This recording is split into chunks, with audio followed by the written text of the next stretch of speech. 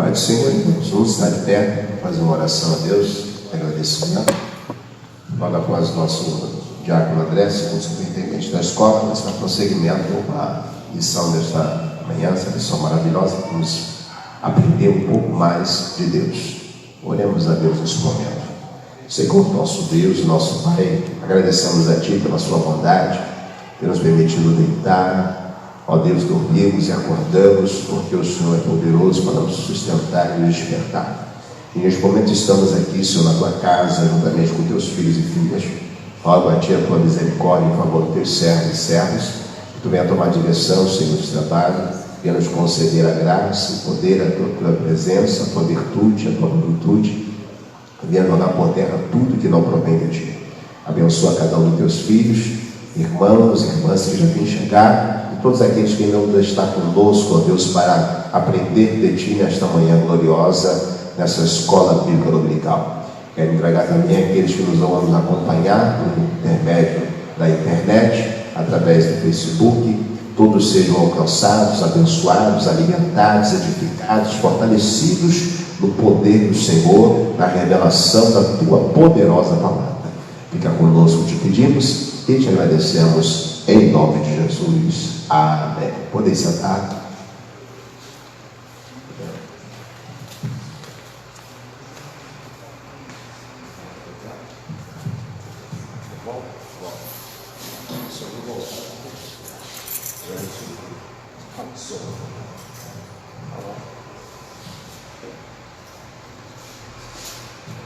A paz do Senhor para a igreja, a paz do Senhor para você que está em casa nos assistindo.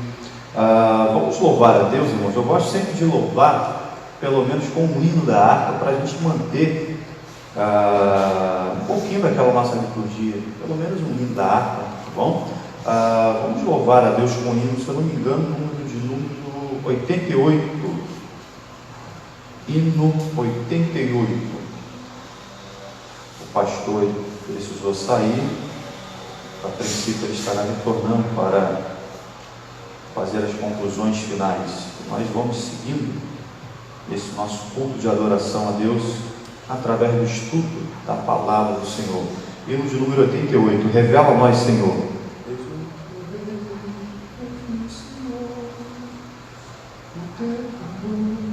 Jesus, meu Rei, Mestre e Senhor, o Teu amor revela-me, enquanto eu aqui viver, até eu ver da vida o fim. Revela a nós, Senhor, Jesus, meu Salvador, as maravilhas mil do Teu divino amor, e converás louvor, fervente gratidão. Eleva-te, Jesus, Senhor, os nossos corações, as bênçãos mil do Teu amor, qual esplendor me cercarão.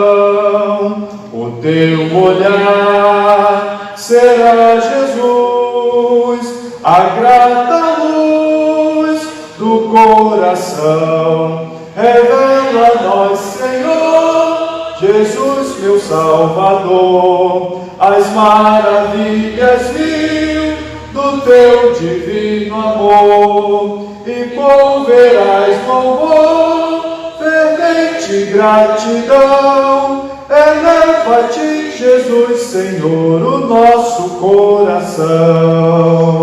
Sorrisos Teus verei brilhar, se não andar no mundo vil. Desfrutarei, prazer verás, tempo de paz primaveril.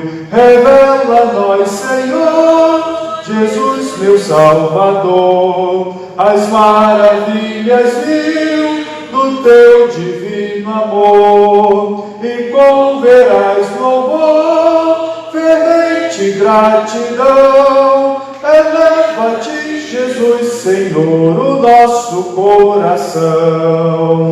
E quando for no céu morar e descansar dos dias meus, feliz viver, receberei de ti, meu Rei, meu Santo Deus. Revela a nós, Senhor, Jesus, meu Salvador, as maravilhas viu do teu divino amor, e com veraz louvor, fervente gratidão, eleva-te, Jesus, Senhor, o nosso coração. Glórias a Deus. Dá para louvar ainda 277. A nossa lição, ela tem uma postura doutrinária, mas também tem uma postura evangelística. Então vocês perceberam que este hino que nós louvamos é um louvor doutrinário, é um louvor para o crente. Agora vocês vão perceber que esse louvor aqui é um louvor também doutrinário, mas com uma postura evangelística para o pecador. Salvo estais, limpo estais.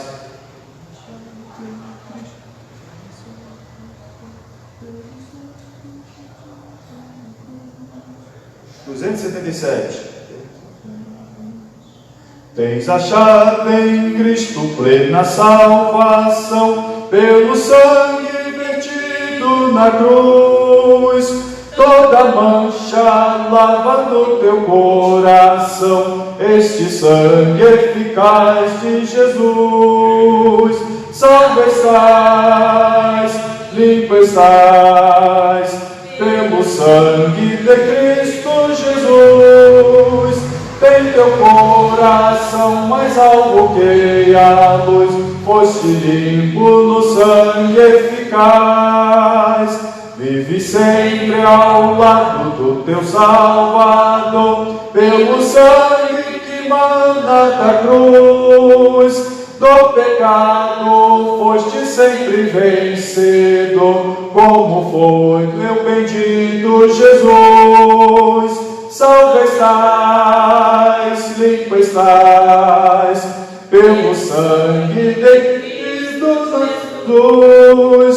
Tem teu coração mais alvo que a luz, foste limpo no sangue eficaz. Terás roupa branca quando vier Jesus, foste limpo no monte de amor. Está pronto para seguir ao céu de luz, pelo sangue purificador. Salvo estás, limpo estás, pelo sangue de Cristo Jesus.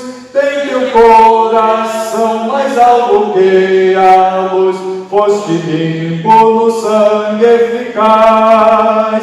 Cristo hoje dá pureza e muito poder, fita os olhos na cruz do Senhor. Dela forte sai que enche de prazer, que te de vigor. Salvo estás, limpo estás, pelo sangue de Cristo Jesus. Tens teu coração mais alvo que a luz, foste limpo no sangue eficaz. Vamos mais uma vez ficar de pé. Glórias a Deus. Lição de número 8.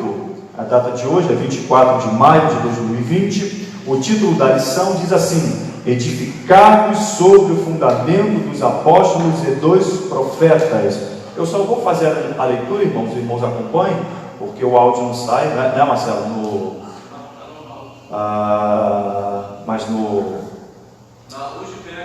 vídeo. Amém. Então, os irmãos, façam a leitura textual para a igreja. Edificados sobre o fundamento dos apóstolos e dos profetas, e que Jesus Cristo é a principal pedra da esquina. Efésios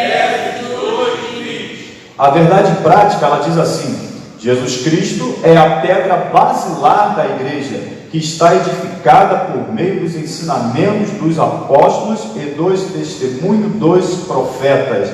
A nossa leitura bíblica em classe, meu irmão, minha irmã que está nos assistindo em casa, se você não tem a sua revista dominical, todo o nosso estudo será baseado em cima desta referência. Abra sua Bíblia em Efésios, capítulo 2, versículo 20 e 22, e o Evangelho segundo escreveu São Mateus, capítulo 7, versículos 24 e versículos 27, para que você também possa acompanhar esse estudo. Efésios, capítulo 2, versículo 20, diz assim: edificado sobre o fundamento dos apóstolos e dos profetas, de que Jesus Cristo é a principal pedra da esquina, no qual todo edifício bem ajustado cresce para o templo santo do Senhor, no qual também vós juntamente sois edificados para a morada de Deus no Espírito. Agora São Mateus, capítulo 7, versículo 24.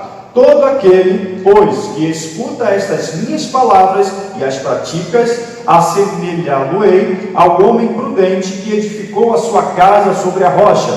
E desceu a chuva, e correram rios, e assopraram ventos, e combateram aquela casa, e não caiu, porque estava edificada sobre a rocha.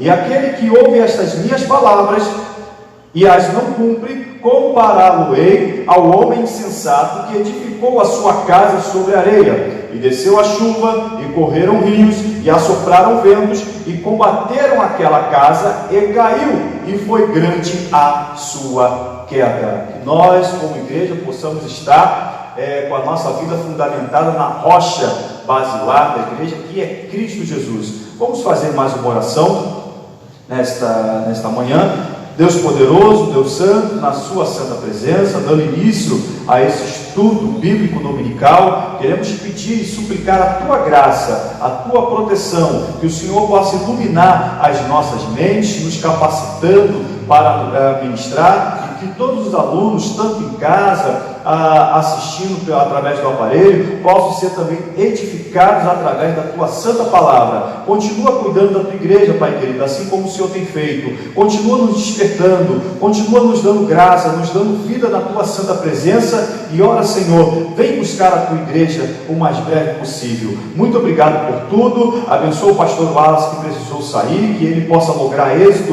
em todas as suas tarefas, no cuidado com a igreja do Senhor. Muito obrigado por tudo, ó Pai, em nome de Jesus, amém e amém. Os irmãos podem estar assentados. Irmãos, nós temos chegado na lição de número 8, e como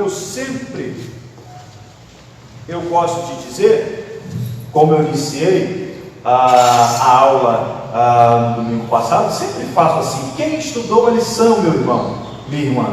Eu não posso nunca me esquecer desta minha pergunta, que eu considero uma das mais difíceis da escola dominical. Como é que está, irmão Fernando? Irmão Fernando, né? O pastor que brincou ali, saiu da toca, né? Graças a Deus de revê-lo, meu irmão. Quanto tempo, não é verdade? Mas foi preciso, não é? Graças a Deus por tudo. As irmãs aqui, como é que está o estudo dominical? As irmãs conhecem a matéria, estudaram a matéria, pegaram no meio da semana, leram o conteúdo. Como é que está agora? Sinalize para mim, por favor. Fala. Hein, minhas irmãs? Hein? Como é que está? É bom, sempre aponto, é bom para o aluno sempre que ele tenha em mãos o conteúdo e estude, irmãos, em casa. Não tem para onde correr. Uma vez um aluno aqui me perguntou assim: irmão André, eu tenho uma dificuldade, Wallace, muito grande de ler. Ele falou assim para mim: como é que eu faço porque o irmão sempre inicia o estudo perguntando quem estudou a lição, e eu não consigo estudar a lição, não consigo ler, parar para ler, eu tenho uma dificuldade muito grande. Aí eu falei assim, eu ensinei assim para ele, a leitura é um hábito, e sabe como você vai ter o hábito da leitura? É lendo, é só isso, é começar, tá?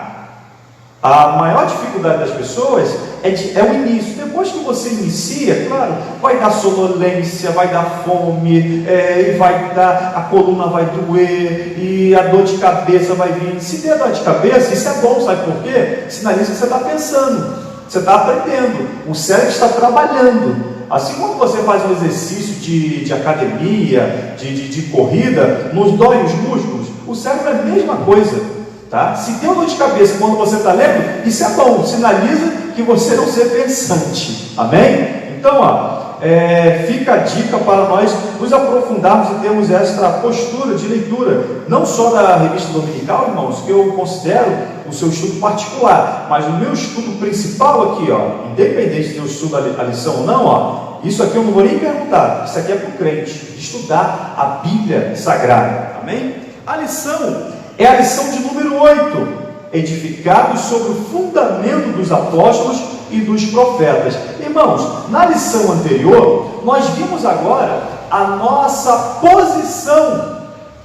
Qual é a posição de todo homem, dos gentios e judeus, diante de Deus? Foi a lição de número 7, quando nós estudamos que Cristo é a nossa reconciliação com Deus. Então vejam, nós estamos estudando esse trimestre sobre a igreja eleita. O nosso assunto principal é falar sobre a igreja, redimida pelo sangue de Cristo e selada com o Espírito Santo da promessa. Então nós vimos que a nossa posição diante de Deus, qual é? Nós fomos reconciliados. Agora observe, quem aqui não sabe o que é uma obra de construção? Quando se começa uma casa para estar assim bonita, toda arquitetada, toda arrumada, o início, os irmãos muito bem sabem, começa com o quê? Com as medições, escavações, aí vai para a fundação. É o trabalho mais demorado, não é verdade? É o trabalho mais demorado. É um trabalho que, se uma vez eu quis me aventurar, eu não trabalho com obra, mas eu fiquei olhando. Ei, Marcelo, eu fiquei olhando assim, eu precisava levantar uma parede.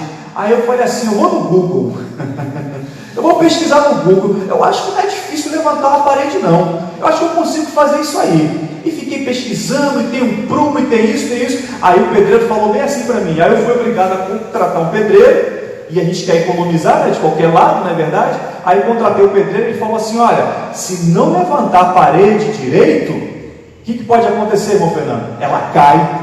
Meu irmão, quando ele falou isso, eu falei, ó, posso até aumentar o teu salário, porque agora mesmo não dá para mim. Ou seja, uma construção, se não for bem alinhada no prumo, se não for bem, não observa a alvenaria não, ou seja, o acabamento. Estou falando da fundamentação, é o trabalho mais importante. E a nossa lição diz a respeito disso mesmo, ó, edificados, ou seja, nós estamos agora crescendo como igreja. A posição do homem, do judeu, do gentio, seja escravo, livre, seja ele do Oriente, do Ocidente, a posição dele diante de Deus foi resolvida. E quem resolveu? Foi Jesus Cristo. Agora ele, como igreja, ele não fica estagnado, ele vai crescer, ó, edificado. E qual é o fundamento dele? Dos santos apóstolos e dos santos profetas. A casa agora vai ser estruturada, está se estruturando. Nós já, por exemplo, já estamos na lição de número 8, e os irmãos acompanharam nesse estudo maravilhoso, que a posição antes, tanto de judeus como gentios, era uma posição terrível, afastada de Deus. Pelo menos o judeu, ele tinha um conhecimento, uma expectativa do Messias. Ó, vai vir um Messias e tem salvação para nós. E os gentios? A expectativa era mais terrível, era mais obscura, porque nem expectativa do Messias os gentios tinham. E nós aqui nos colocamos na posição dos gentios. Vejam, a pessoa vai para o inferno, mas ela nem sabe que está caminhando para o inferno. Ela não tem nem expectativa de um céu maravilhoso. Mas Cristo derrubou a barreira de inimizade que existia. Os irmãos agora na lição de número 8 já conhecem muito bem que barreira de inimizade é essa. Era um muro que existia. Então a salvação é tanto para os gentios e judeus. Pois bem, vejam só esse título, irmãos. Eu quero destacar o título da lição. Destaque aí se você tem um marcador, uma caneta. Eu acho que eu tenho uma caneta aqui, se alguém quiser pegar emprestado, eu empresto, não tem problema. Destaque aí a palavra edificados, porque eu vou dar alguns sinônimos. E quando você trabalha em cima dos sinônimos, irmãos, o leque de aprendizado aumenta. Edificados, o que significa a palavra edificados? A palavra edificado significa construído, significa erguido, significa arquitetado, erigido, significa levantado. Vejam, a igreja agora ela está sendo levantada. Você, quando aceitou a Cristo Jesus, a sua vida também não pode ser uma vida estagnada, uma vida ociosa. A nossa vida, agora transferindo isso para a parte espiritual, tem que ser uma vida de constante construção, tá? Assim como você passa diante de uma obra e tem lá a marreta, a picareta, enfim, os trabalhadores na construção, essa é a nossa vida espiritual. Se você se depara com um crente, e aí, como é que está a vida? Aí isso no sentido espiritual, não é? Como é que está a vida, meu irmão? Eu estou indo, está dando para ir, certo? Mas a vida do cristão é sempre de estar trabalhando, sempre crescendo, orando, buscando, aprendendo a palavra, jejuando, né? Tendo uma vida disciplinada a respeito da questão da fé, tá? Então vejam, a palavra edificado, continuando, significa levantado, criado. Eu destaquei eu gostei desse sinônimo. A palavra a palavra edificado também significa iluminado. Olha só que coisa interessante. E nós já vimos uma lição. Qual é o número da lição? A lição de número 4, a iluminação espiritual do crente. Então tem todo sentido nós colocarmos esse sinônimo, que o crente também, quando está edificado, ele está sendo iluminado, ou seja, a vida dele está brilhando. Nenhuma edificação, quando ela está crescendo, na verdade, ela não está obscura, ela se destaca, ela está em relevância, e essa é a minha e a sua vida também. Mas agora falando, vejam, eu consigo falar nesse estudo de forma individual. Eu estou chamando a atenção de cada crente, você também que está em casa, de cada crente, numa postura individual, mas agora também a temática da nossa lição é uma igreja agora universal, é o conjunto. Observe que quando eu falo de igreja, eu não estou falando de denominação, tá? Não é essa a nossa ideia. Eu falo da igreja universal, a totalidade da igreja do Senhor espalhada nos 4 cantos da terra. O texto áureo, ele disse assim, edificados sobre o fundamento dos apóstolos e dos profetas, de que Jesus Cristo é a principal pedra de esquina. A referência é Efésios capítulo 2, versículo 20. Mais uma vez, eu quero que você destaque agora no texto áureo, olha, vejam só a importância dessa palavra, a palavra edificados sobre. O que quer dizer? Vejam, eu dei uma definição etimológica. O que significa isso? É uma definição de sinônimo. Mas agora, em cima do texto áureo, eu posso apresentar para os irmãos uma definição doutrinária para a igreja, ou seja, aquilo que serve para a igreja e eu consigo aplicar para a minha vida. Vejam só, edificados sobre.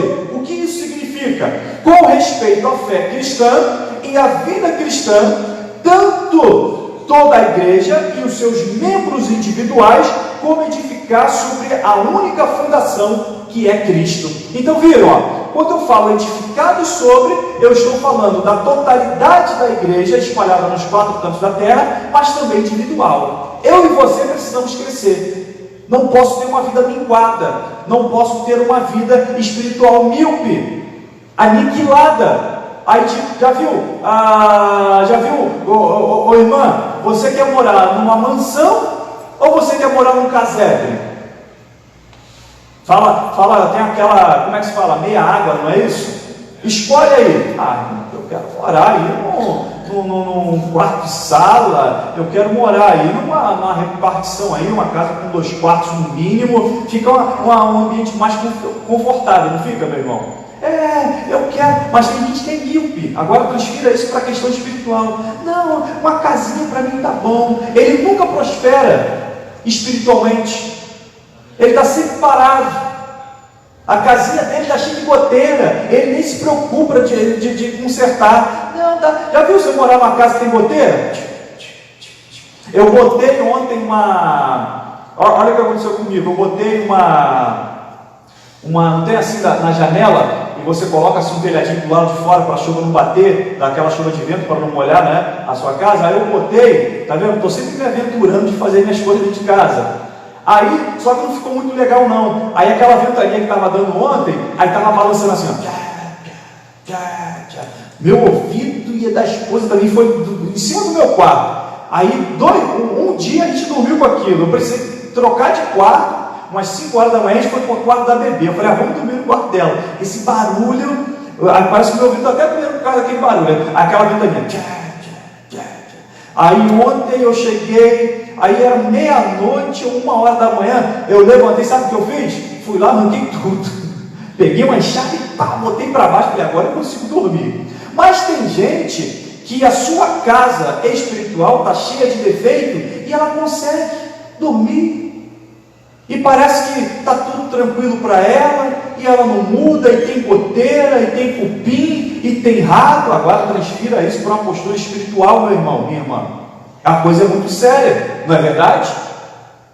Nós precisamos cuidar da nossa habitação, tá? O pastor cuida, é o orientador espiritual, mas eu e você também temos que fazer por onde? O apóstolo, agora me ajuda aí, não sei se é o apóstolo Pedro ou o apóstolo Paulo, me ajuda aí, Marcelo. Os obreiros, quando ele diz assim, desejai ardentemente o leite espiritual. O crente precisa se alimentar. Veja, tem um leite espiritual, mas também, você também não vai ficar toda a vida tomando leite espiritual. Agora você tem que buscar um alimento sólido. E tem crente que só quer aquela mamadeirazinha assim, pastor, que palavra boa. Mas você também tem uma palavra para buscar no seu devocional todos os dias. Amém? Você também tem que fazer por onde? Esta casa espiritual, você também deve cuidar e zelar por ela. A verdade prática diz assim: Jesus Cristo é a pedra basilar da igreja, que está edificada por meio dos ensinamentos dos apóstolos e do testemunho dos profetas. Então vejam, grave isso. A pedra principal, angular, destina, o fundamento, quem é? É Cristo Jesus. Esta casa não cai, esta casa, ela está bem fundamentada, porque Cristo é a sua pedra. Viram a leitura bíblica em classe lá em São Mateus? A nossa vida tem que estar edificada em Cristo, na rocha. Nunca pode estar edificada em quê? Na areia. Não foi isso que disse o texto? Então tem muitos crentes, infelizmente, que estão fazendo a sua casa numa verdadeira areia movediça. Parece que está de pé, a casinha já está meia torta, mas ele não se atenta. Para ele dá para viver assim. O sangue de Cristo tem poder. Observe, quero destacar para os irmãos a capa da nossa lição. Vejam só esta figura ilustrativa. O que os irmãos estão vendo aí nessa figura? Tem um homem com a pedra na mão. Pai do Senhor, meu irmão. Irmão Daniel, amém. Observa, você vê aí uma pessoa com a pedra na mão, não é isso? E ele está fazendo ali uma arrumação. Parece alguém que está preocupado com alguma construção. A gente vai seguir a temática da nossa lição. Observa, a capa está em consonância com nossos estudos. Quero perguntar para os irmãos: quem é a pedra fundamental sobre a qual a igreja está edificada, irmãos? Os irmãos sabem responder de cor salteado. É Cristo, não é verdade? Mas no meio teológico, agora é uma aula de escola dominical, certo? Tem que preparar os irmãos com uma postura apologética, não é verdade? O que é a postura apologética? É sair em defesa da sã doutrina. Porque se você ouvir alguma coisa por aí, eu não quero que saiam debatendo de forma fervorosa, não é isso, mas é ter um posicionamento bíblico. Por quê? Quando eu falo que a pedra fundamental faço uma pergunta para os irmãos: quem é a pedra fundamental sobre qual a igreja está edificada? Algumas pessoas pensam que é Pedro. Já ouviu isso por aí, não é? Olha aí o problema. Ó, ô Pedro, sobre esta pedra edificarei a minha igreja. Algumas pessoas pensam que Cristo está apontando para Pedro. Outras pessoas vão dizer, olha só que interessante, Marcelo, outras pessoas vão dizer que é a confissão que Pedro dá, que é onde que a igreja está edificada. Aí tem, opa, peraí, se não é Pedro eu concordo, mas o irmão falou agora que é a confissão de Pedro. Opa, e agora, irmãos? Está vendo? A cabeça, eu acredito que os irmãos estão pensando, estão raciocinando, como é que é? Não. A confissão de Pedro, que é a fundamentação da igreja, também não. É muito mais do que isso. Vejam, algumas pessoas pensam, aí sim, que é o próprio Cristo. Amém? Agora, interessante, ó, quando Cristo diz, tu és Pedro, e sobre esta pedra edificarei a minha igreja, sabe o que significa a palavra Pedro no original? A palavra Pedro, ela significa Petros. E sabe o que significa a palavra Petros? A palavra Petros significa fragmento de pedra. Quando Cristo fala assim, ó, e eu te digo que tu és Pedro. Ô Pedro, você é pedrinha, você é um cascalho. Vocês estão vendo aqui uma pedra aqui na capa da lição, é uma pedra até considerável, mas Pedro não chega nem perto disso aqui. É um cascalhinho. Já viu quando você... Me ajuda aí, vocês que são da aula. Já viu quando você compra, tem a pedra 1, qual é aquela que é um cascalhinho que o pessoal coloca até para pó de pedra? Ô Pedro, você é um pó de pedra, Pedro, né? Você é um pozinho de pedra, você é Petros. Mas a pedra que eu estou falando, e sobre esta pedra eu vou edificar a minha igreja, é a palavra, destaque aí, ó. Quando Cristo fala assim, ó, a pedra que eu vou edificar é a palavra Petra, com T, Petra, que quer dizer, ó, rocha inabalável. Vejam só como mudou. Petros para Petra.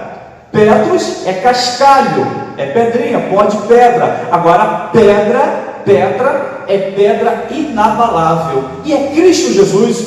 Então, interessante, ó. Petros deriva de Petra. Nunca Petra vai derivar de Petros. Os cristãos derivam de quem? De Cristo. Cristo nunca vai derivar dos cristãos, não pode ser ao contrário. É o mesmo que dizer, alguém quando diz assim, ó, a chuva está molhando a nuvem. Está vendo a contradição? Então Cristo é a pedra fundamental da igreja, é a rocha inabalável. Acompanhando, irmãos, ó, abra a sua Bíblia. A ideia de pedra já tinha sido elucidada pelos profetas. Como nós estamos falando sobre o fundamento dos apóstolos e dos profetas, vejam só o que escreveu o profeta messiânico Isaías, capítulo 28, versículo 16. A ideia de pedra sempre acompanhou o Antigo Testamento. Vejam só, Isaías, capítulo 28, versículo 16. Portanto, assim diz o Senhor Jeová: eis que eu assentarei em Sião uma pedra já provada, pedra preciosa de esquina, que está bem firme e fundada. Então, destaque também essa palavra pedra de esquina, que nós vamos entrar a fundo, a fio, em cima deste conteúdo, ok? A introdução, vamos para a introdução. Por meio da reconciliação efetivada na cruz, Cristo formou a igreja. O apóstolo Paulo a compara com um edifício em construção. A pedra angular dessa edificação é Cristo, e o fundamento é a doutrina dos apóstolos e o testemunho dos profetas. Assim, há um propósito divino que sejamos o templo santo do Senhor, a morada do Altíssimo. Nessa lição, estudaremos cada um desses aspectos. É interessante, irmãos, na aula passada nós já vimos a posição da igreja. Qual é a posição da igreja, dos santos que a compõem? A posição hoje diante de Deus é que nós fomos eleitos, que nós podemos nos apresentar diante de Deus. O escritor aos Hebreus, nós fizemos essa referência na aula passada, com ousadia vejam só, eu não entro na presença de Deus de forma melindrosa, de forma covarde, de forma assustada. Vocês lembram daquela passagem quando Moisés falou assim para o povo de Israel: ó, consagre a sua vida, hoje e amanhã, porque no terceiro dia o Senhor fará maravilha no meio de vós. Aí o povo se consagrou, foi para o pé do Monte Sião. Aí o que aconteceu ali? Veio relâmpago no pé do monte, raio, trovejada, e o monte fumegava. O que o povo fez, Jean? O que o povo fez? O povo correu. Como é que é isso aí? Raio, fogaréu, e Deus bradando, Deus falando. Sabe por que o povo correu diante do Senhor no Monte Sião? Por que eles correram? Por que eles ficaram com medo? Sem fé é impossível agradar a Deus. Aquele que se aproxima de Deus, ele tem que ter o quê? Fé. O povo não tinha fé. Moisés, eu imagino assim, as criadas chegaram até a dar um empurrão. Vai você, Moisés, vai você morrer. Agora, o povo correu, ficou com medo. Mas o escritor aos Hebreus, ele fala: agora com ousadia nós entramos diante da presença de Deus. Não de forma covarde, melindrosa, duvidosa, mas com a certeza de que Cristo está habitando com a igreja. E o Verbo se fez carne e, completa o versículo, o Verbo se fez carne e habitou entre nós. Sabe o que quer dizer isso? A palavra habitou ali, no grego, ela quer dizer o seguinte, e o Verbo se fez carne e ele se tabernaculou conosco. Aí você, tabernáculo, não sei o que é um tabernáculo. Tabernáculo é uma tenda de habitação. Vejam, a ideia de Deus, irmãos, Deus é imutável.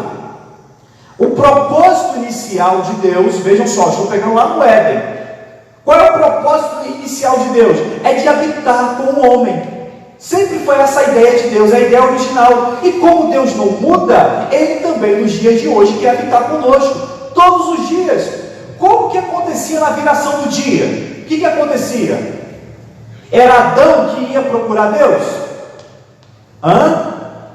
O próprio Deus vinha para palestrar com Adão. Sabia que Deus ainda quer palestrar conosco? Que Deus vem nos procurar? Deus nos procura, assim como procurava Adão para falar conosco. Só que Deus, Ele é uma pessoa, agora na pessoa do Espírito, Ele é muito sensível. Por exemplo, como é que é o seu nome mesmo, meu irmão? Irmão Robson. Irmão Robson, eu estou ligando para o irmão Robson. E aí, irmão Robson? Irmão Robson não me atende. Acontece. Aí ligo de novo, deixo mensagem. Estou falando em tese, tá, irmão Robson? Só para ilustrar. E estou ligando, e vou na casa dele. Irmão Robson não me atende, não retorna minha ligação, não consigo encontrar. O que vai acontecer? O que vai acabar acontecendo comigo?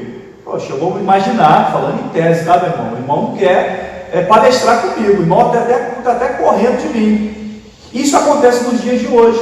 A gente fica tão preocupado com vender, comprar, trabalhar, estudar, e Deus, Ele vem falar conosco, tá? Com Adão, olha o detalhe de Deus. Geralmente, Adão já trabalhava. Essa ideia que o trabalho veio depois do pecado é uma falácia. O trabalho sempre existiu. E geralmente, quando você está ocupado, aí Adão está lá trabalhando o dia todo. Quando termina o expediente, vejam só, na viração do dia, ou seja, no entardecer, Adão já por certo, já devia ter tomado seu banho, né? Estava na sua cama, relaxando. Aí vinha Deus. Vejam só como Deus é carinhoso. A preocupação de não atrapalhá-lo, mas se bem que Deus não atrapalha em nada. Mas olha, Adão, você fez as suas atividades, agora eu vou conversar com você. Nós precisamos desse momento com Deus. E esse momento não é semanal, não é dominical, é diário.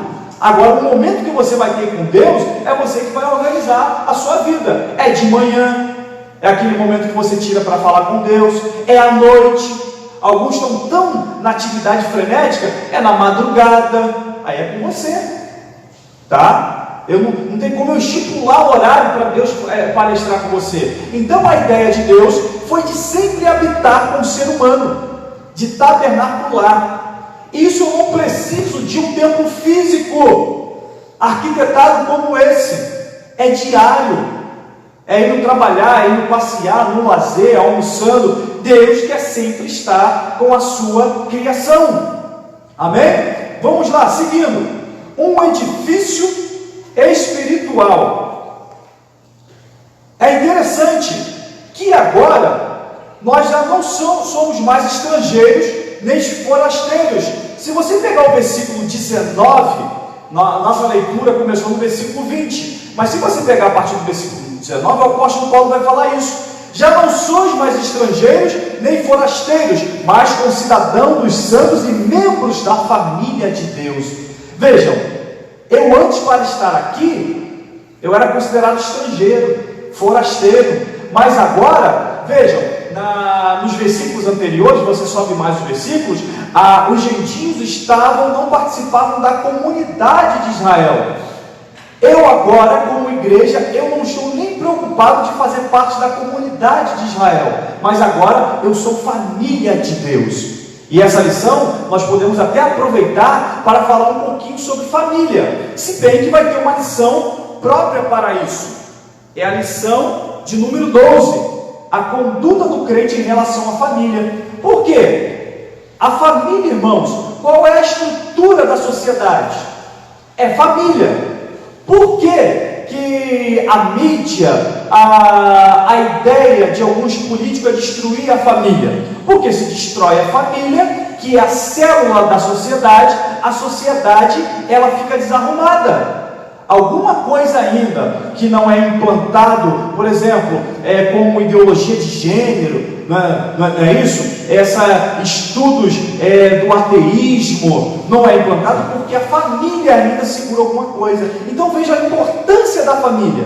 Eu não digo isso a respeito da família nem para a igreja, eu digo para a sociedade, tá? A família, se você observar, ela é antes da arrumação eclesiástica. Ok? Então, observe, a família, irmãos, eu vim para adorar, mas eu estou brigado em casa. Como é que vai ser essa minha adoração aqui?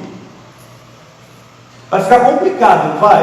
O coração está amargurado, eu não tenho união com a minha família, e isso eu digo a respeito do matrimônio, marido e mulher, os filhos também. Então por isso que nós temos que estar sempre vigilantes a respeito da família, sempre orando, sempre consagrando, sempre apresentando os filhos diante do Senhor, os netos também, a importância da família, porque isso direta e indiretamente me atinge quando eu venho para a igreja para adorar. E eu tenho que estar com o coração aberto, porque Deus vai falar conosco numa reunião como essa. O tópico 1, um edifício espiritual. Ponto 1, o santuário judeu. O templo em Jerusalém era o símbolo do exclusivismo de Israel como povo de Deus.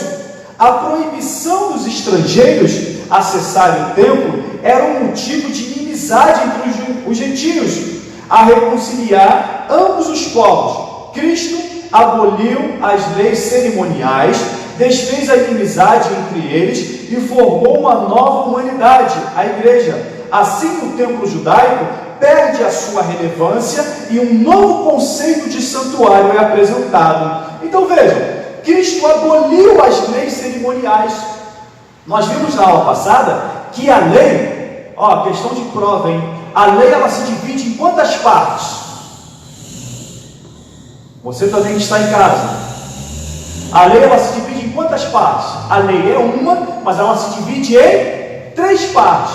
Eu tenho a lei moral, eu tenho a lei cerimonial e eu tenho a lei civil. A lei civil é para o israelita, assim como eu tenho as leis para o brasileiro, para o americano, são as leis civil para o israelita, tá? A lei cerimonial, por exemplo, irmãos, hoje é o dia de nós consagrarmos aí, fazemos vamos matar um bode, amanhã vamos apresentar uma rolinha e vamos fazer ali o culto do tabernáculo. Isso é cerimônia. Se você observar biblicamente, qual é o culto cerimonial que ficou para a responsabilidade da igreja? Esse agora eu sei que os irmãos sabem, são dois. Nós temos duas cerimônias, biblicamente, agora para a igreja. Quais são? Pode falar. Santa Ceia, irmão. Não é a cerimônia? É um culto cerimonial. Fazer isto é memória de mim. Qual é a outra cerimônia que a igreja deve seguir? São só duas. O batismo. Pronto. Não preciso trazer candelabro, não preciso trazer altar de incenso, não preciso trazer altar de holocausto lá fora, véu do templo. Se você, sempre fala isso para os irmãos, se você visita uma igreja e você vê lá uma urna, um candelabro, se preocupa com essa liturgia, tá? Se você observar a nossa liturgia, nós não temos nenhum elemento do culto judaico aqui, mas o elemento do culto judaico que nós temos é espiritual. Você não está com a sua vida acesa espiritual? É o candelabro. Você anda com o candelabro. Você não tem ali as suas orações? É o altar de incenso. Eu não preciso ter uma urna. Obrigado, Marcelo. Você não precisa ter uma bacia para se lavar. Eu já falei que o significado da bacia é a palavra de Deus. É por isso que nós temos que meditar. Se você observar os elementos do culto judaico, nós caminhamos com ele, mas de forma espiritual. Agora entenda: lei civil, lei cerimonial, mas só cabe à igreja seguir a orientação moral. A lei moral, nós como igreja, nós seguimos, mas não seguimos ela como meio de salvação, tá? Eu não obedeço. Aí é onde que eu encontro, irmão André? A lei moral é os 10 mandamentos. A igreja segue, observa os 10 mandamentos. Ela tem que obedecer aquilo, mas não para cunho de salvação, tá? Não para alcançar o céu com Deus, porque nós já alcançamos pela fé, através de quem? De Cristo Jesus. Isso é suficiente para a igreja, amém? Mas a igreja segue a lei moral como o proceder de santidade. Agora, o santuário judeu, irmãos, nós falamos nisso. Este templo, ele foi idealizado pelo rei Davi. Davi botou no coração de construir um templo, e foi construído por quem? Por Salomão. A referência é 1 Crônicas, capítulo 17, versículo 1, 12. Nós tivemos 3 templos. Quem lembra? Esqueci o nome dela. Mandeuzinho, nós tivemos 3 templos. Nós tivemos o templo de Salomão, depois ele foi destruído pelos babilônicos, depois ele foi reconstruído na época lá de Esdras e Neemias, e quem ali coordenou tudo aquilo foi Zorobabel. Esse é o segundo templo. Depois nós temos um templo que foi imponente, o templo de Herodes. Foi o terceiro templo. Herodes, para ganhar o favor dos judeus, ele manda reformar o templo. As colunas, está vendo essas colunas aí? Eram colunas de mármore.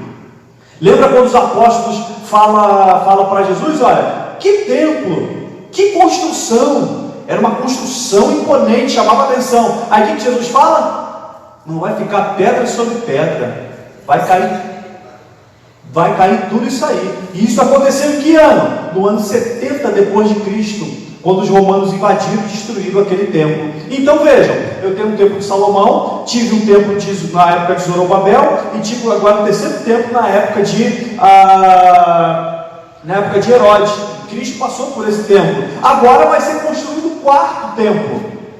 Ué, irmão, vai ter um templo de novo? Não é aquele que está lá em São Paulo não, tá? Aquilo ali é só uma maquete, aquilo ali é só para, falei isso na última aula, para fins educacionais, culturais, só serve para isso. É bonita a construção, mas vai vir o 4º templo, e esse 4º templo, ele se dá início na época da grande tribulação. Lembra daquela mesquita, eu falei na aula passada de Omar? Tá? O domo da rocha, quando você digita lá Israel, o domo da rocha, parece uma cúpula toda brilhosa, e daqui a pouco eu vou falar sobre isso. Aquilo ali não é o templo de Jerusalém, não tem nada a ver com os cristãos e judeus. Aquilo ali é uma mesquita muçulmana, que está de forma indevida ocupando aquele espaço. Os muçulmanos são verdadeiros sem terra, eles pegaram aquele espaço ali, que na verdade pertence aos judeus. Aquela mesquita tem que ser derrubada, destruída, tá? Agora, como que vai acontecer isso? A gente não sabe, porque ali vai ser erigido o templo de Jerusalém. Alguém diz que as pedras, tudo tudo já está preparado para ser construído. Disse que conseguem construir aquele templo em 6 meses. Tem umas teorias. Mas isso, a igreja vai presenciar isso? A igreja vai estar aqui na terra para ver isso? Nisso, a igreja já foi arrebatada. Não compete à igreja. O Senhor irá buscar um povo seu, zeloso de boas obras, para estar com Ele. Depois que a igreja é arrebatada, aí entra essa construção deste templo. O santuário cristão. Os que pertencem a Cristo são comparados a um edifício onde Deus habita em espírito. O ensino apostólico lembra Salomão, quando este reconheceu que o templo em Jerusalém não poderia conter a Deus. Reafirma a instrução de Estevão, em que o Altíssimo não habita em templos feitos por mão de homens. Desse modo, os crentes judeus ou gentios tornam-se um templo onde o Espírito de Deus habita, em que eles são pedras vivas e um edifício espiritual. Vejam a referência de 1 Reis, capítulo 8, versículo 27, irmãos. Mas, na verdade, habitaria Deus na terra, eis que os céus e até o céu dos céus te não poderiam conter, quanto menos esta casa que eu tenho edificado. Agora, olha a referência de Atos dos Apóstolos, capítulo 7, versículo 48. Mas o Altíssimo não habita em templos feitos por mãos de homens, como diz o profeta: o céu é o meu trono, e a terra o estrado dos meus pés.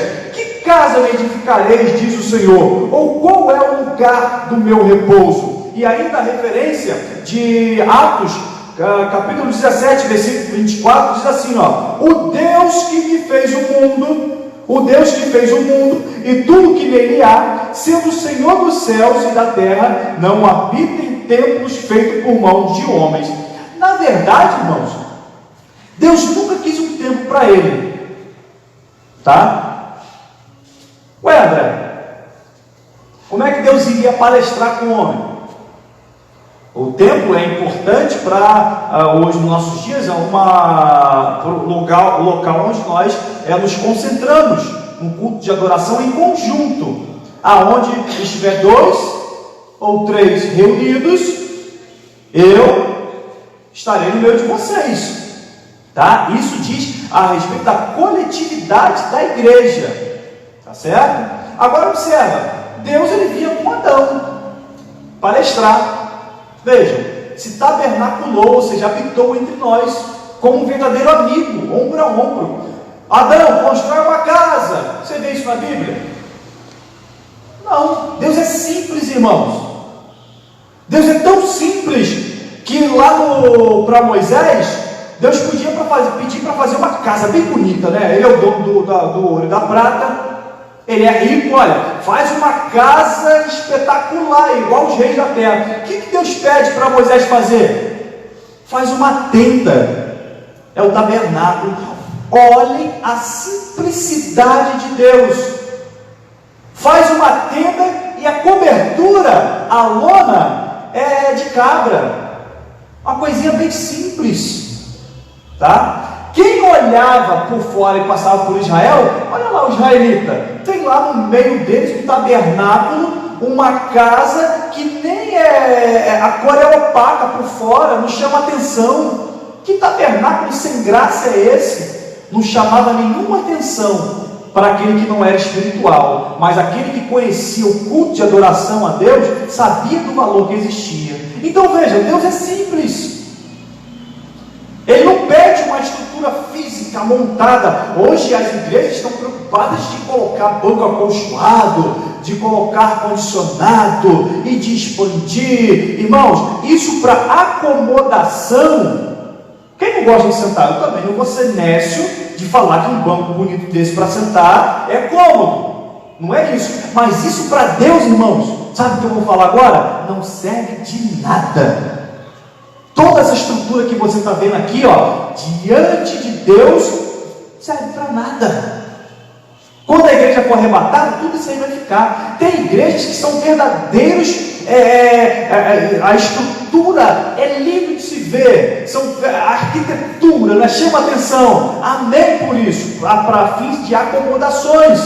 Isso é bom, tá? Mas para fins espirituais, aqui, ó.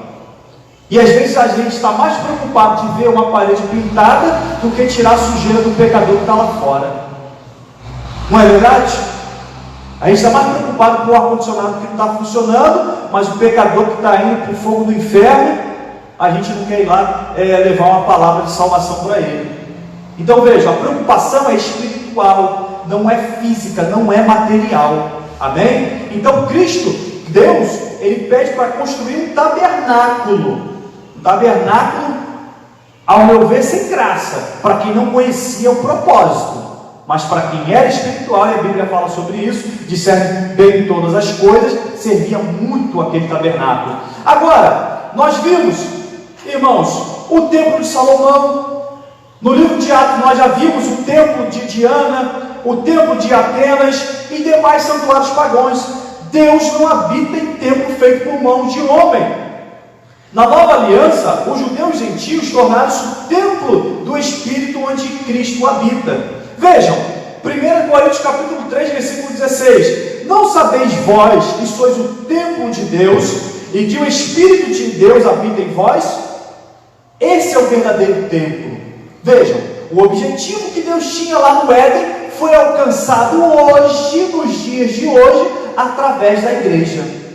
Você que está salvo, está em comunhão e pertence a Cristo Jesus, você é o próprio templo do Senhor. E Deus habita neste templo. 1 Pedro, capítulo 2, versículo 5: vós também, como pedras vivas, olha só, como você é considerado. Você é pedra viva.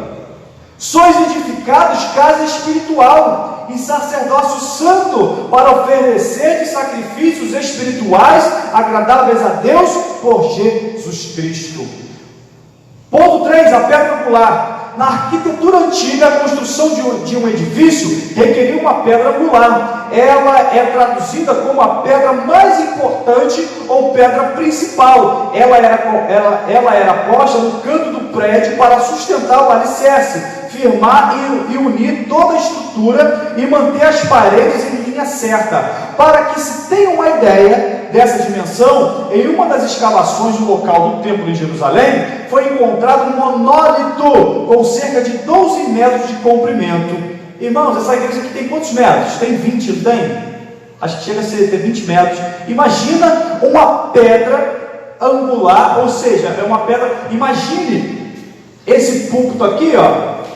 Ele tem um ângulo. E para segurar essas duas madeiras aqui, eu precisava de uma principal aqui. Essa é a pedra angular. Ela fica aqui em cima, tá? Para dar junção, para deixar a base bem estruturada. Agora, existe para uma casa menor, melhor aquela porta ali, ó. Tá vendo? Aquela nossa porta, tem um ângulo, não tem? Olha para lá, por favor, todos vocês, ó. Viu aquela porta ali? Ela tem um ângulo. Em cima ali daquele cadeado, teria uma pedra ali que dá sustentação para toda essa parede. Isso é a pedra angular, não é isso, pedreiro? Tá? Então veja, é encontrada em uma das escavações, tá? A angular remonta à profecia messiânica em que a pedra rejeitada tornou-se a cabeça de esquina. Ele mesmo afirmou ser a cabeça de esquina. Assim como também os apóstolos testificaram ser Cristo a pedra principal, portanto a pedra angular deste novo santuário é o próprio Cristo. No Sermão do Monte aprendemos que o homem prudente edifica a sua casa sobre a rocha, que é Cristo Jesus. Agora, a pedra principal ou pedra de esquina, vejam, uma construção, é como se eu fosse juntar agora duas paredes, e aquela pedra é que dá sustentação. Nos nossos dias de hoje, irmão Fernando, seria a coluna, não é verdade? Seria a coluna da casa. Ou seja, você consegue derrubar a parede, não é verdade? Mas derruba a coluna para você ver. É a estrutura, é o que dá a segurança. E essa segurança que nós temos para a nossa salvação é Cristo Jesus. E vejam, a nossa vida está tão segura em Cristo que, para não deixar dúvida, vejam só, o que nós temos hoje que testifica com o nosso espírito que nós somos filhos de Deus? O Espírito Santo, porque a igreja é selada com o Espírito Santo da promessa. O que é este selo? O que é esse penhor da nossa salvação? Este penhor, irmãos, é que a primeira parcela da salvação, ela foi paga. Isso para dar garantia da nossa salvação. Irmãos, quando eu falo sobre salvação, eu estava conversando com o pastor Wallace, tem crente que quando a gente fala a respeito da salvação, antigamente, havia um verdadeiro avivamento na igreja, não é isso, obreiros mais antigos? Falar sobre salvação, falar sobre céu, falar sobre arrebatamento, o coração começava a aquecer, o coração começava a incendiar. O apóstolo Paulo, ele fala da ardente expectativa que deve haver no crente que tem a esperança de ir morar no céu. Mas hoje, meu irmão, se você fala sobre salvação, se você fala sobre vida eternal com Cristo, se você fala sobre arrebatamento, é um desdém. Mas se eu falo de vida vitoriosa, olha só, se eu falo de vida com bonança, hoje está assim. Se eu falo de vida de conquistas, de todo um aparato, de dinheiro, de emprego, de vencer. Hoje os hinos, irmãos, são triunfalistas. Preste atenção nos hinos. Os hinos diz que você não vai ser salvo, que você vai morar no céu. De vez em quando aparece um hino assim, mas a maioria dos hinos cantados hoje é que você vai vencer, que você vai conseguir, que você que foi machucado, tadinho, Deus tem remédio. Aí o crente fica todo igual um bebezinho chorando. Eu estou passando uma prova mesmo, está difícil, Jesus. Esse hino falou tanto no meu coração, mas se canta um hino sobre arrebatamento, sobre santificação, ele até canta, mas não dá glória não. Mas falou de uma postura triunfalista, ou seja, que você merece vencer, o povo chora, aplaude, o ibope é bem maior. Hoje está assim. Nós temos que mudar a nossa postura como igreja. Irmãos, se você crê que Cristo veio buscar a igreja, amém. Mas se você não crê, Ele vem buscar do mesmo jeito. É o nosso Senhor. E todas essas coisas que estão acontecendo nos dias de hoje, nessa conjuntura aí desse vírus terrível que chegou, é para despertar três classes de pessoas.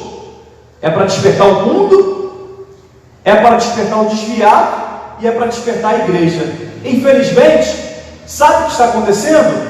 Só uma classe que está sendo despertada, que é a igreja. E quando eu digo igreja, não é a totalidade. Quando eu digo igreja, são os fiéis, são os santos, aqueles que têm convicção que Cristo veio buscar a igreja. Porque infelizmente dentro da igreja, nessa conjuntura toda, alguém até despertou. O mundo, eu acredito que depois dessa pandemia, irmãos, vai voltar na mesma ociosidade espiritual. O desfiado, como é que pode, né, irmãos? Como é que pode? Mas que Cristo possa iluminar aqueles corações. Isso não é papel da igreja. O papel da igreja é pregar, anunciar. Agora o Espírito Santo aqui convence. Aí é com o Espírito Santo. Se ele rejeitar, não está rejeitando a sua palavra, tá? Não fique triste com isso. Mas ele está rejeitando o próprio Senhor e ele é réu do inferno. Olha que palavra pesada, tá? Isso é uma palavra muito pesada. Pois bem, continuando. Ponto 2, o fundamento, apóstolos e profetas. O conceito de apóstolos, o termo grego apóstolos é usado para enviado ou mensageiro. O apóstolo é centrado na natureza da missão de Cristo, que foi enviado para ser o Salvador do mundo. Nos evangelhos de Mateus, Marcos e Lucas, eles usam um termo quando se referem aos 12 escolhidos por Jesus. Eles foram testemunhas oculares do ministério, morte e ressurreição do nosso Senhor. Assim, Paulo também foi chamado pelo próprio Senhor para ser apóstolo. Aos apóstolos foi confiado o ministério da palavra com o compromisso de instruírem a igreja. Nesse aspecto, os apóstolos são aqueles que foram comissionados por Cristo para a igreja primitiva e a mensagem de Cristo, o fundamento. Então vejam, quando eu falo fundamento, apostólico não quer dizer que a igreja é fundamentada nos apóstolos. Na pessoa de Pedro, eu quis colocar uma figura lá nos meus slides. A igreja católica, ela prega que Pedro tem a chave do céu. Baboseira, tá? Então, quando eu digo que o fundamento é apostólico e de profeta, obrigado, irmão Fábio, Marcelo já trouxe, obrigado. Não, eu não quero dizer a pessoa, eu não vou colocar um busto. Tem uma igreja, me ajudem aí. Que igreja que é? Tem uma igreja aí que ela não traz ídolos para dentro da igreja, mas ela traz ícones. Sabia disso? Agora eu vou tentar lembrar que classe. Eu não sei se é a igreja ortodoxa, eu não sei agora, mas tem uma igreja que não traz ídolo, não traz um ídolo igual Maria, que é o catolicismo. Ela faz o seguinte: eu não estou adorando o ídolo, mas tem os ícones, chamam de ícones. Aí tem um busto lá de Paulo, tem um busto de Pedro, tem lá a figura de Tiago, de André, dos apóstolos. Não, está errado também, tá? Está equivocado. Observe que nós não temos nenhum busto, nenhum ícone aqui. O fundamento é Cristo. Quando eu falo que o fundamento é apóstolo e profetas, é a mensagem que eles trouxeram, não é a pessoa. João, o que ele disse? Quem é você, João? Eu sou a voz que clama no deserto. Eu vou passar e vocês vão se esquecer de mim. É importante que ele cresça e que eu diminua. Mas tem gente que quer crescer junto com Cristo. Ele fica tão evidente, ele fica tão inflado. Eu sou o cara, eu sou muito bom, eu prego salva uma multidão, eu oro cura, eu oro de novo e Cristo batiza. Quem faz essa obra não é você, é Cristo Jesus. Ele é o fundamento, é a pedra principal. Ele cresce. Quanto mais ele cresce, mais eu me humilho. E quanto mais eu me humilho, quanto mais você se humilha, mais ele vai te usar. Mas tudo isso para a glória do nome dele. Amém? Então, olha, esse é o fundamento dos apóstolos. Não a pessoa, mas a mensagem que eles aplicaram e apresentaram. A doutrina dos apóstolos, embora não se possa desassociar das pessoas o ofício que ocupavam, o que constitui o fundamento da igreja não são os apóstolos em si, mas a doutrina que eles ensinavam, ou seja, as escrituras. Os apóstolos receberam a doutrina diretamente de Cristo, assim como não se pode mexer na pedra angular depois de colocado o alicerce, igualmente o fundamento da igreja não pode ser violado. Acerca disso, o Senhor Jesus asseverou: as minhas palavras não hão de passar. A Bíblia de Estudo Pentecostal ratifica. A Bíblia de Estudo Pentecostal, eu me perdi aqui. Acerca disso, o Senhor Jesus asseverou: as minhas palavras não hão de passar. A Bíblia de Estudo Pentecostal ratifica que a revelação dos apóstolos, conforme temos no Novo Testamento, nunca poderá ser substituída ou anulada por revelação, testemunho ou profecia posterior. Irmãos, arranca uma coluna dessa aí, Você mexe na janela, não é isso, irmão Fernando? Você mexe aí no banco, você consegue mexer, mas arranca uma coluna dessa aí. O problema é que você vai arrumar para a estrutura de toda a casa. Aí essa casa está fundamentada numa verdadeira areia movediça. Tem pessoas hoje, Deus está me usando, e eu tenho uma nova mensagem para a igreja, vindo direto do trono do Pai. Tem pessoas que têm essa audácia. O ministério apostólico, ele não é sequencial. Morre um pastor, vem um outro dirigente, assume a igreja. Enquanto Jesus não vem buscar a igreja, continua. A obra não sofre solução de continuidade. Mas em matéria doutrinária, em matéria de base, de fundamento, essa não se pode mexer, que são as doutrinas dos apóstolos e o testemunho dos profetas, que Cristo, eles ouviram do próprio Senhor. Quando o apóstolo Paulo, nós recitamos na Santa Ceia, 1 Coríntios capítulo 23, capítulo 11, versículo 23, eu gosto quando o apóstolo Paulo inicia: porque eu recebi de quem? Eu vou escrever aqui porque eu sou o apóstolo Paulo, dispensa apresentação. Não, porque eu recebi diretamente do Senhor. Senhor, o que também vos ensinei. Então, o que o apóstolo Paulo está ensinando, tem uma hora que ele até fala, fala agora o homem. Não tem uma passagem assim? Ou seja, quando ele fala assim, o homem, ele está dando ali para a igreja algum exemplo da vida dele pessoal, que ele poderia fazer. Mas quando ele dá doutrina para a igreja, base lá, porque eu recebi diretamente do Senhor o que também vos ensinei. Então o ensinamento está em Cristo Jesus. Vamos lá, não dá tempo. O testemunho dos profetas, ó, eu já vou logo avisar, hein? Quem aí gosta de jogar uma pimentinha na escola dominical? Esse tópico aqui é um prato cheio, hein? O que vocês acham? Vamos pular? Pula esse ponto aqui? Ou apresenta ele? Você que está em casa, que gosta... Irmãos, o professor de escola dominical, ele nunca está preocupado de trazer polêmica para a escola dominical. Eu quero ver o circo pegar fogo. Quero ver o debate. Para com isso, tá? Na verdade, a gente até corre dos debates, mas, por mais que o assunto seja polêmico, eu não me escondo. Eu apresento a minha postura bíblica, olha que palavra que eu vou utilizar. Eu apresento a minha exegese, ou seja, a minha interpretação, não da minha cabeça, uma exegese bíblica. Olha esse ponto, ó. O testemunho dos profetas. A palavra grega profetes significa proclamador e intérprete da revelação divina. A ordem da frase em Efésios, capítulo 2, versículo 20, apóstolos e profetas, indica tratar-se dos profetas da igreja.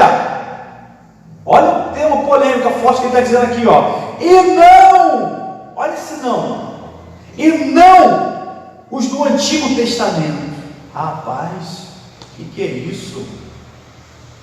Vou continuar. Mais adiante, Paulo assegura que a compreensão do mistério que no passado estivera oculto, de que os gentios tinham igual posição do corpo de Cristo e eram participantes da promessa, foi revelado pelo Espírito aos profetas do Novo Testamento. Assim, os profetas neotestamentários, que falaram inspirados pelo Espírito Santo, perfazem o alicerce da igreja de Cristo.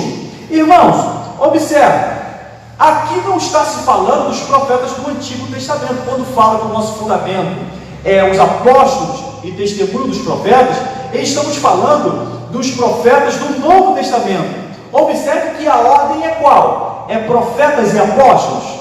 Qual é a nossa ordem que nós estamos estudando? Apóstolos e profetas. Por que não se aponta para as profecias do Antigo Testamento? Eu estou dizendo, aí eu conversando com o pastor, a gente concordou no seguinte: tem teólogo liberal que vai aproveitar esse ponto aqui, é um prato cheio, tá? O que é a teologia liberal? A teologia liberal, para eu resumir, ela diz o seguinte, ó: arranca o Antigo Testamento e vamos seguir só o Novo. Tem uma teoria aí liberal, teológica, que o Antigo Testamento não serve para nada. E esse ponto aqui, se você observar, eu não estou chamando ele de uma postura liberal, não é isso. Observa, ó, quer ver? Eu consigo explicar esse ponto, que é difícil, tá? Do seguinte, ó. Imagina o ano, a ideia é o profeta Isaías. Você está vivendo na era do profeta Isaías agora, sem internet, sem celular, sem recurso tecnológico. Aí o profeta Isaías fala assim, ó: a virgem conceberá e dará um filho. Explique isso para mim. Isso se torna fácil para a nossa compreensão, porque hoje se cumpriu, não é? A gente conhece a história de Maria, mas imagina na época, irmão Robson, a virgem conceberá. Rapaz, que profeta maluco, hein? Profeta doido, esse Isaías está falando que a virgem vai conceber. Que heresia! Imagina como Isaías foi perseguido. Você às vezes lê lá o profeta, eu gosto muito de Isaías, irmãos, Jeremias, que sofrendo foi muito, mas tinha certeza que o galardão dele estava no céu. Que doideira é essa que a virgem vai conceber? Imagina a compreensão para a época. Não entrava cientificamente, culturalmente, não é? não tem como explicar isso, mas depois nós entendemos que ela concebeu pela descida do Espírito, né? Que vocacionou Maria para gerar um filho pelo poder do Altíssimo. Então vejam, o profeta do Antigo Testamento, ele até profetizava que haveria salvação para toda a humanidade, mas como isso seria feito era um verdadeiro enigma. É isso que esse ponto está dizendo, tá? Eu não estou tirando as profecias do Antigo Testamento, porque vai ter alguém nesse ponto que vai dizer isso, vocês desdenharam dos profetas do Antigo Testamento. Não é isso. Eles profetizaram. Agora, como que Deus vai salvar? Como que Deus vai salvar toda a humanidade? Eles profetizavam, mas não viam. Lembra daquela passagem quando Jesus ele cura um homem cego? E ele cura a primeira parte. E aí, você está vendo o cego? Não, eu vejo os homens como árvores. Lembra dessa passagem? Eu vejo, mas vejo embaçado. Eu entendo que era esta a visão dos profetas. Eles viam, mas não conseguiam observar o todo. Isso se cumpre para a igreja. A igreja não precisa de nenhuma outra revelação, porque já se cumpriu tudo em Cristo Jesus. Se você ouve um pregador, ele começa para chamar a atenção do povo assim, eu trago uma mensagem nova para a igreja. Mensagem nova. Quem é que não vai querer parar para ouvir? Eu já fico logo preocupado, irmãos. A Bíblia diz o seguinte, se vier um anjo vir do céu anunciando um outro evangelho, é um demônio, tá bonitinho lá de anjo, mas não cai nisso não. Então o que está revelado já foi revelado. E qual é a revelação maior? Cristo Jesus. E os profetas do Novo Testamento, por exemplo, Ágabo, ele profetizou isso. Por quê? Ele viu o cumprimento, ele já não via como enigma, ele via a totalidade. É por isso, este ponto dificílimo, ele está dizendo sobre isso. Abra a sua Bíblia, quer ver? Deixa eu ver se o meu esboço me ajuda. Abra a sua Bíblia, Efésios capítulo 3, versículo 4 e 6. Pelo que quando ledes, podeis perceber a minha compreensão do mistério de Cristo, qual noutros séculos não foi manifestado aos filhos dos homens, mas como agora tem sido revelado pelo Espírito aos seus santos apóstolos e profetas, a saber, qual era a dúvida principal? A saber, que os gentios são co-herdeiros e de um mesmo corpo e participantes da promessa em Cristo pelo Evangelho. Esse é o checkmate, vamos chamar assim. Que os gentios são co-herdeiros, porque eles pensavam que a salvação era só para os judeus. Não, a salvação era para toda a humanidade. Abraão, em ti serão benditas todas as famílias da terra. O judeu, ele imaginava que para ele alcançar a salvação, ele tinha que se tornar o quê? Um prosélito. Para eu estar em Cristo, eu tinha que me converter à cultura judaica, às cerimônias judaicas, eu tinha que me tornar um judeu para ser igreja. Não, tanto judeu e gentio, para estar em Cristo, preciso vir para onde? Para a igreja do Senhor. Isso é que estava oculto, era um mistério, irmãos. O mistério que estava oculto agora foi revelado. Desde os séculos, o diabo não sabia como seria isso. Os profetas profetizavam, mas não tinha a conclusão do todo. Vamos seguir. Ponto 3. Edificados para a morada de Deus. Edifício bem ajustado. A expressão todo edifício bem ajustado cresce, indica um processo contínuo de desenvolvimento dos crentes. Eu e você precisamos crescer, irmãos. Assim como todas as partes do edifício precisam estar em harmônicas, o crescimento da igreja também depende de tudo ser bem ajustado a Cristo. Nessa caminhada, o salvo comporta-se como filho obediente e passa a evidenciar o fruto do Espírito. O desenvolvimento prossegue até alcançar a medida completa de Cristo, pois todo crente bem ajustado torna-se templo santo no Senhor. Como é que está a sua vida espiritual, irmãos? Eu gosto de botar lá em casa, para minha bebê, havia um homenzinho torto, morava numa casa torta, andava no caminho torto, sua vida era torta. E ela faz bem assim, ela reproduz, né, a dinâmica do vídeo. Aí ela cantava, vinha um homenzinho torto, ela faz. Morava numa casa torta, ela dá aquela quebradinha. Se você traduzir, irmãos, ela está pregando. Tem crente que está andando assim, torto. Olha o nosso tópico: edifício bem ajustado. A pedra principal, já viu quando o pedreiro, ele coloca uma linha? Ele coloca a primeira, é aquela de esquina. Todo o outro assentamento do tijolo vai ter que seguir. Aí tem tijolo que é bem brabo, né? Que o pedreiro fica até quase, o que ele faz? Aí entra lá o olheiro. Ele quebra. Vamos tirar esse tijolo torto. Tem pedreiro que reclama. E tijolo torto, assim também tem muitos crentes. O pastor quer colocar ele no prumo e ajeita ele para cá, ele sai e joga ele para cá, ele não quer ficar e briga. Mas se ele está em Cristo, ele vai entrar nesse prumo. Quantos têm entrado nesse prumo do Senhor? Olha como é que nós precisamos estar no prumo. O edifício tem que ser bem ajustado. Já viu? A gente não é pedreiro, né, o Wallace? Robson, você trabalha na obra? Não, a gente não sabe. Mas quando a gente passa numa parede, que a parede está... Rapaz, que parede feia aquela. A gente já vê a mão do pedreiro, mas a gente não sabe. Mas visualmente. Agora transfira isso, não é isso, minhas irmãs? Para a vida espiritual. A parede toda torta. Tá? E tem crente que insiste em viver assim. Ficarão de fora. Olha que palavra pesada. Tá? Vai ficar de fora. Se não entrar no prumo, fica de fora. Seguir a paz com todos. E a santificação, sem a qual não vai ver o Senhor. Não adianta insistir. Mas Senhor, me dê um nome. Fez até milagre, tá? Cantor, às vezes até dirigia, até lecionou. A espada, né? Não fala assim, corta para os dois lados. Deu aula na escola dominical. Mas se não tiver no prumo, se não viver aquilo que prega, olha que espada como é que corta. Vai ficar de fora, tem que estar no prumo. Um edifício bem ajustado.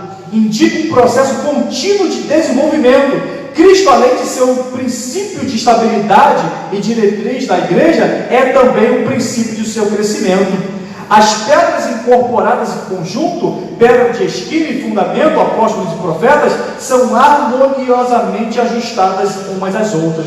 Templo santo do Senhor, para nós acabarmos, irmãos.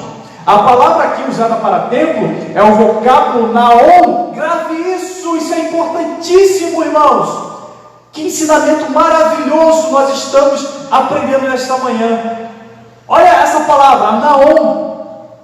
A palavra aqui usada para templo é o vocábulo naon, que designa o recinto interior, o lugar santíssimo, ou seja, o lugar do encontro de um sacerdote com Deus. Todavia, a analogia paulina não se refere a uma estrutura material, mas sim ao crente que se tornou templo santo, separado do pecado. Quem pertence a Cristo passa a viver em santidade como resultado ao desfrutar da comunhão divina. O crente recebe um livre acesso à presença do Pai, tornando-se assim morada de Deus no Espírito. Viu essa palavra, irmãos, que eu pedi para você destacar? A palavra aqui usada, existem duas palavras no grego para designar a palavra templo. A palavra templo que eu poderia utilizar para apresentar o templo exterior é hieron, que se refere à totalidade da construção, tanto dentro como fora. Mas qual foi a palavra que o apóstolo Paulo utilizou? Naon, não foi isso? Ou naos, que designa o recinto interior. Olha que coisa maravilhosa, irmão. Você prestar atenção na profundeza desse estudo? Lembra dos discípulos? Vejam só que templo, que construção. Herodes mandou colocar mármore para todos que vissem o templo. Olha só, que templo imponente. Irmãos, esse templo aí representa muito bem a nossa vida, o nosso corpo, tá? Representa muito bem o exterior. Tem pessoas que confundem a questão espiritual com essa capa aqui, ó. Os irmãos estão me vendo, não estão me vendo? Aqui, ó. Eu estou bem alinhado. Se alguém falar que eu vou deselegante, pelo menos elegante eu estou. Não é verdade? Então tem pessoas que só se preocupam com isso aqui, ó. Bota uma roupa bem bonita, um salto bem bonito e vem para a igreja. Mas como é que está o interior? Como é que está o naon? Isso não dá para ver. Vocês estão vendo o meu naon? Aqui, ó. Como é que está meu coração? Como é que está o seu coração? Você consegue até enganar o seu líder, o pastor, o dirigente, a regente. Mas, ó, tem um com os olhos como chama de fogo que não passa nada que ele não consiga ver. Não há nada que você faça em oculto, aquilo que você fez escondidinho, Deus estava te vendo. Então, o naon é o que o apóstolo Paulo fala. Lembra do tomo da rocha? A cúpula lá muçulmana? De longe, irmãos, você vê lá uma cúpula toda de ouro, brilha. Ou seja, só fala do exterior. Mas como é que está o interior? Lembra do sepulcro caiado? O sepulcro, ele é muito bonito por fora, mas dentro está o quê? Podridão.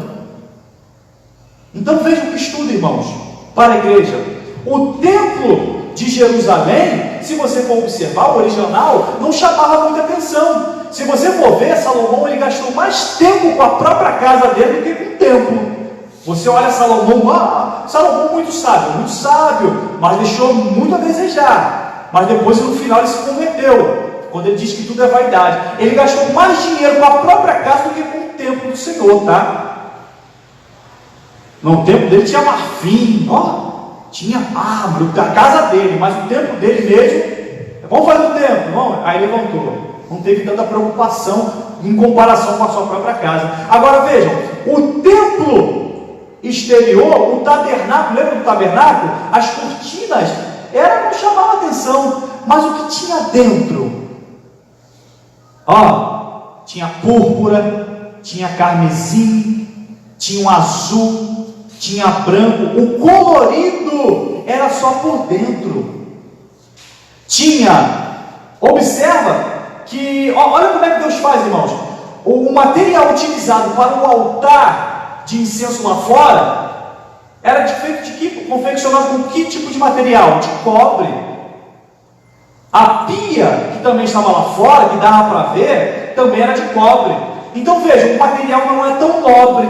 Mas quando você entrava para o naon, para dentro do Santo dos Santos, tudo era de ouro.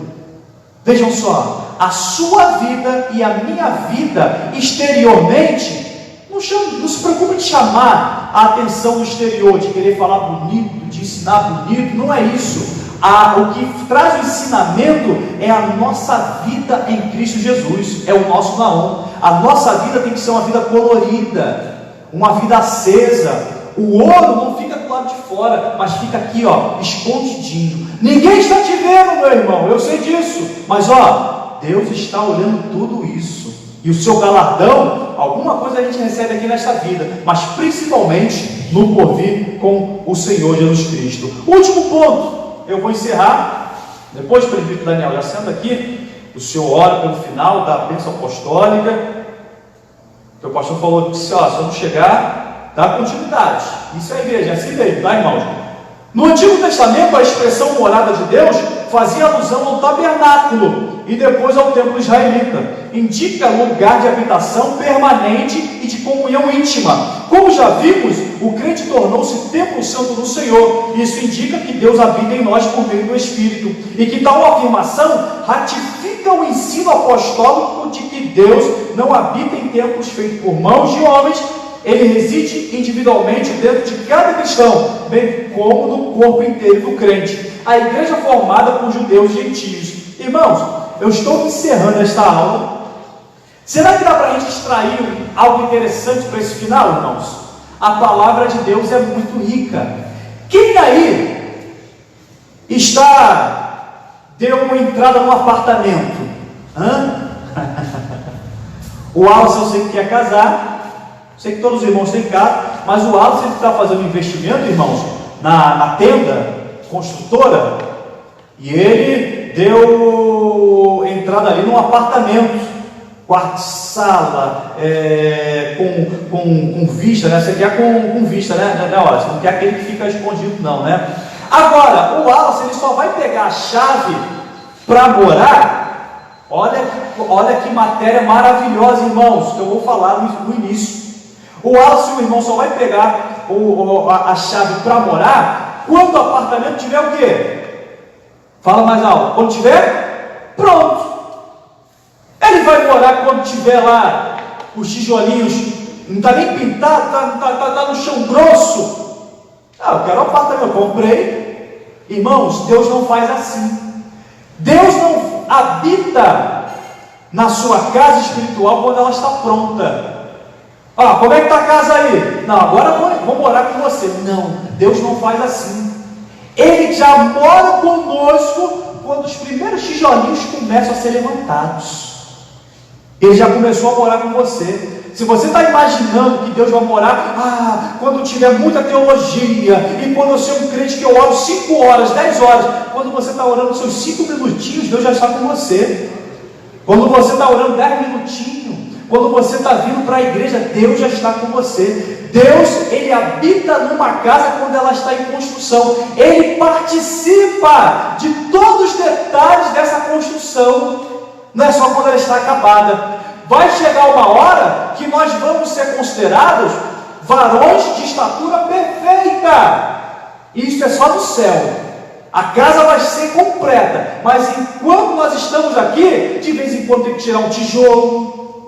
E dói, né? Tirar um tijolo. Poxa vida, estava quase pronto, né?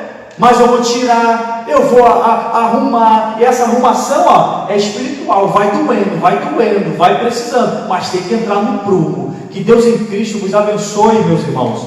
E que nós possamos, como igreja, aprendermos este novo e vivo caminho, com ousadia, entrarmos na presença do Santo Deus. Que Deus em Cristo nos abençoe. Ora mais uma vez pelo pastor Wallace, que saiu nessa empreitada logística de cuidar de toda a congregação, e a gente resolve isso por meio das orações. Vamos ficar de pé, que mais logo você possa vir participar deste culto de adoração, meu irmão, minha irmã. Venha, participe. Não fique mais em casa. Já passou a época para todo, como é que diz o sábio lá em Eclesiástico? Me ajudem aí. Para tudo tem um momento, não é verdade? Para todo propósito debaixo do céu tem um momento. E o momento agora é de você sair da sua casa e vir para adorar o nome santo do Senhor. Já passou esse momento. O Fernando já saiu. Glórias a Deus. Amém? Vem aqui, presbítero Daniel, e ora. Nos entregue na mão do Senhor, que nós possamos chegar aos nossos lares com segurança, e mais logo, animados e vivificados pelo Espírito, nós possamos estar aqui. Alguém aqui trouxe a sua oferta?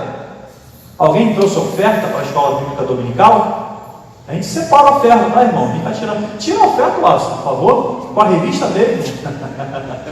Que Deus em Cristo nos abençoe, e nós vamos servindo ao Senhor desta maneira. Você que nos assistiu até agora, que Deus abençoe também a sua vida em Cristo Jesus. Querido, eu saúdo a amada igreja com a santa e gloriosa paz do Senhor. Amém.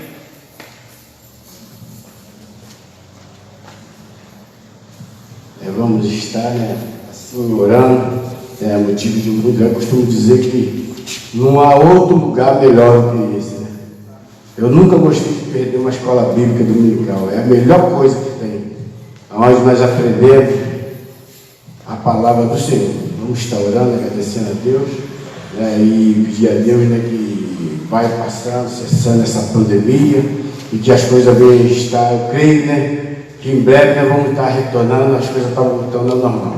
Vamos estar orando. Soberano Deus e eterno, Pai.